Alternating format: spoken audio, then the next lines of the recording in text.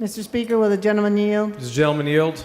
I yield for questions. Gentleman yields. So just to follow up, you're sure that none of this money is going to affect children that are receiving medical services from Medicaid, such as CHIP, or any other programs? Can you identify those programs that you are taking money from?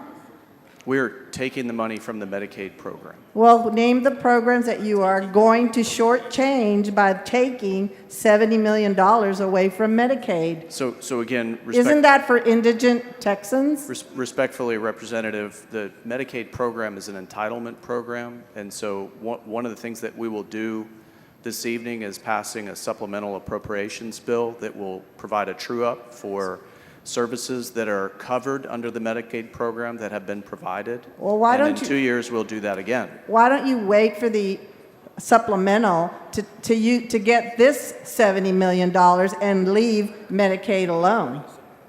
So I would prefer to do it now. Why? Because you probably think the other isn't going to pass. Is that correct? No, this is the mechanism that we've chosen. It's a legitimate, viable mechanism, and it's not going to take programs away from people on the Medicaid program, and so this is a great source for this. And yet you're not willing to name one service or one program that is funded by the money that you're taking, $70 million. You can't name providers, you can't name programs, you can't name services. Are these people just providing flyers? And well, respectfully, Representative, the Medicaid program doesn't work like that. So we're I'm not talking about Medicaid. I'm talking about your Thriving Families program. You are not able to name one service that is provided, or any providers, or any of the quote-unquote clinics. You have not named any of those. I've read the list to you to the body a couple of times of services that are provided, Representative. I can say I do have a list in front of me of some of the top providers in our state, the Texas Crisis Pregnancy. I have not heard anything being read. Can Texas you read Pregnancy those to us? Care Network, Source for Women, Pregnancy Center of the Coastal Bend, and Carolyn House are the top 4 providers in our state. How much do they get each? I don't have that information in front Well, of me, you must Representative. know if they're the top ones. Fee-for-service reimbursement.